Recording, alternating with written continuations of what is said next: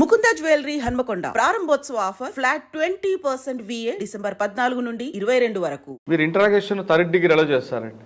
Third degree అంటే ముందు కొంతమంది మామూలుగా చెప్పేవాళ్ళు ఉంటారు, కొంతమంది కొట్టినా విస్టాండ్ అయ్యేవాళ్ళు ఉంటారు.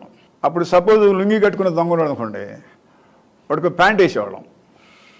ప్యాంట్ వేసి లోపల నుంచి ఒక తొండ వదిలిపెట్టేవాళ్ళం. అది పీకుతూ ఉండేది లోపల, అయ్యా అయ్యా అయ్యా అయ్యా అని గంతులేస్తూ ఉండేవాడు. అది కొరుకుతూ ఉండదు లోపల. వల్లాగి పొట్టుకాడని, వల్లాగి జయరావు వల్లాగి బాబా నాన్న వల్లాగి పొట్టుకాడు, మంచి విస్టాండ్ అవుతాడు, మంచి హైట్ గిట్ ఉంటాడు, పంచి కట్టుకుని ఉంటాడు. ఆ వల్లాగి పట్టి కూడా ఎంతైనా చెప్పటల్లా, ఇట్లా కాదురా వీడికి ప్యాంట్ వేయండి అని చెప్పి ప్యాంట్ వేసి లోపల తొండని పెట్టాం. ఇక ఏం చేస్తాడు, లోపల కొరుకుతూ ఉంటే అట్లా ఒకడు పలావ పెడితే చెప్తాడు. సార్ టైగర్ నాగేశ్వరరావు ఎలా చేశారు మీరు? టైగర్ నాగేశ్వరరావు అండి, ఆయనకు తొండేశారా? చెప్తాడు మామూలుగా చేయలా. కొంతమంది ఏం చేస్తారండి, నేను చెప్తాను రాసుకోండి సార్ అంటాను.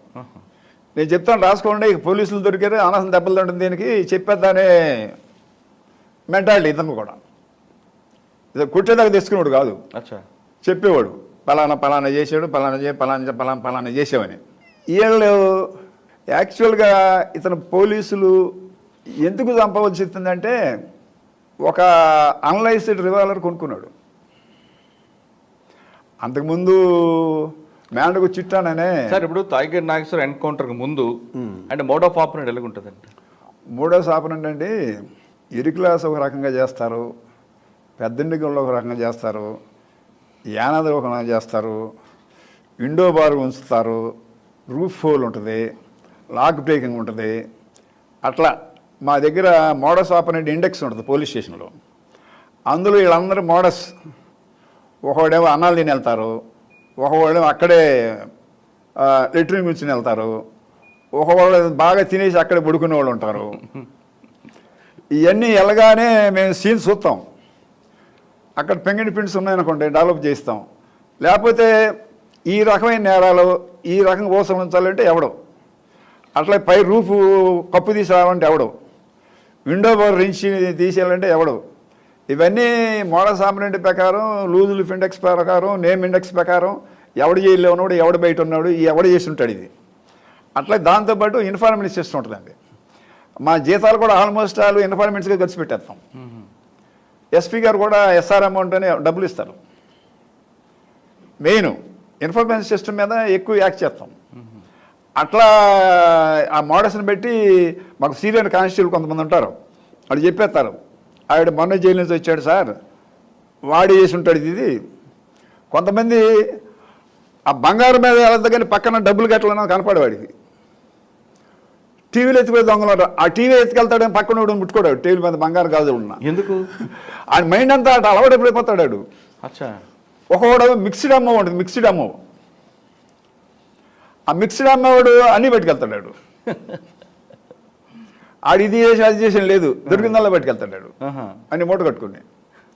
అట్లా ఏళ్ళనే టైగర్ నాగేశ్వరరావు అండి మెయిన్ బ్యాంకులు కొట్టడం అని కొంచెం ఛాలెంజెస్ అఫెన్సెస్ చెప్తామండి. వాడు చిన్న చేయడు, ఛాలెంజెస్ అఫెన్స్ చేసి ఆ డబ్బుల్ని దాచుకునేవాడు కాదు. ఈ మనం కొంతమంది విలేజ్లో షాకర్లు ఉండదు చూడండి, పెళ్ళిళ్ళకి లేదా మంగళసూత్రం తెచ్చుకుని డబ్బులు పెంచేవాళ్ళు. అటువంటి మెంటాలిటీ. నేను కూడా పాపులర్ అవ్వాలి, నేను కూడా డబ్బులు ఖర్చు పెట్టాలి, నేను కూడా అతనికి ఆ మైండ్ ఉండేది. మేము ఈటీలు అంతే ఈటీలో నేను చెప్పేవాళ్ళు కదా, మాకు ఇన్ఫర్మేషన్ ఇచ్చేవాళ్ళు కాదు. అట్లా పబ్లిక్ రిలేషన్తో దొరికేవాడు కాదు. థర్డ్ డిగ్రీ ఏ విధంగా చేస్తారండి? థర్డ్ డిగ్రీ ఏ విధంగా చేసేవారు? థర్డ్ డిగ్రీ అంటే ఆ సిచ్యువేషన్కి తగ్గట్టు ఆ పరిస్థితిలో అప్పుడు యూజ్ చేసేవాళ్ళం. ఎప్పుడైతే నేను ఇన్స్పెక్టర్ అయినో అప్పటి నుంచి థర్డ్ డిగ్రీ అనే దాన్ని almost all we left. Inspector కాకముందు రాంభూపాలరావు గారు దగ్గరికి ఎక్యూజ్డ్ ఇస్తే అతను మొసలు ఎక్కించడం దగ్గర నుండి డిఫరెంట్ కోణంలో వాడిని, అంటే ఆ సిచ్యువేషన్స్కి తగ్గట్టు మరి అంటే జనరల్గా మీరు దగ్గరికి ఒక ఎక్యూజ్డ్ ఇచ్చాం అనుకుంటాం, బాగా హ్యాబిచువల్ అఫెండర్ మీకు ఇస్తాయి. అంటే కొత్తగా వచ్చేవాడిని కాకుండా, కొత్తగా వచ్చేవాడిని రాంభూపాలరావు గారి మాటలతోనే ఇంట్రడ్యూషన్ చేస్తారు. బాగా వాడు హార్డ్ కోడ్ క్రిమినల్ అయితే డిఫరెంట్ స్టైల్లో స్టెప్ 1, స్టెప్ 2, స్టెప్ 3 అని 3 రకాలు చేసేవారని వారు. అంటే స్టెప్ 1 ఏ విధంగా ఉంటుంది, స్టెప్ 2 అంటే అప్పుడు ఆ స్టెప్ 1 ప్రాసెస్ అనేది మేము ఏది యూజ్ చేసేవాళ్ళం కాము.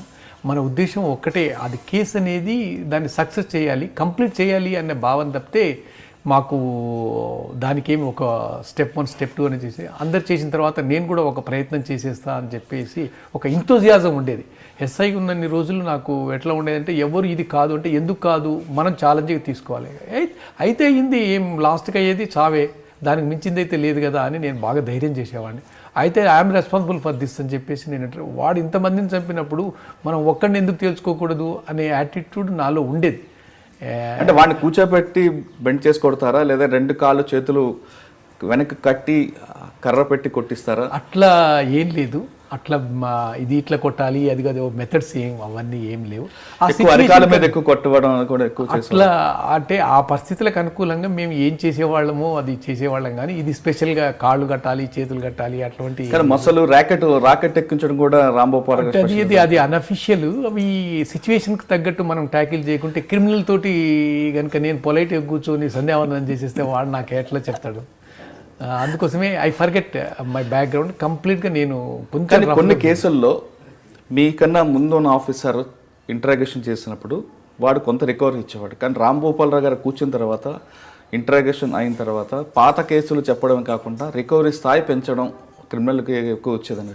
అంటే మీరు ఆ విధంగా వాడిని అంటే బిర్యానీ పెట్టా, లేదంటే మందు ఇచ్చి చెప్పించుకునేవారా, లేదా మీ స్టైల్లోనే వాడిని ఇంటరాగేషన్ చేసుకుంటూ ఆ రికవరీ తీసుకొచ్చేవారా? ఈ కామన్ సెన్స్ సక్సెస్ సీక్రెట్ అని మొదటి నుంచి నేను నమ్మేవాళ్ళం. ఎందుకంటే ఇప్పుడు మేము ఆర్మీలో నేను కొన్ని రోజులు పనిచేశాను కాబట్టి కొన్ని ప్రొసీజర్స్ ఫీల్డ్ మీదకి పోయిన తర్వాత మనం అక్కడ ఏం చేయాలి, ప్రాసెస్ ఏంది, రూల్స్ ఏంది, రెగ్యులేషన్స్ ఏంది, రేపు మనం బతుకుతామా ఈ సిచ్యువేషన్ కట్టాలి, ఆ క్షణానికి మనం ఏం చేసేస్తే వి విల్ సక్సెస్ అన్నదే నా సిద్ధాంతంగా ఉండేది.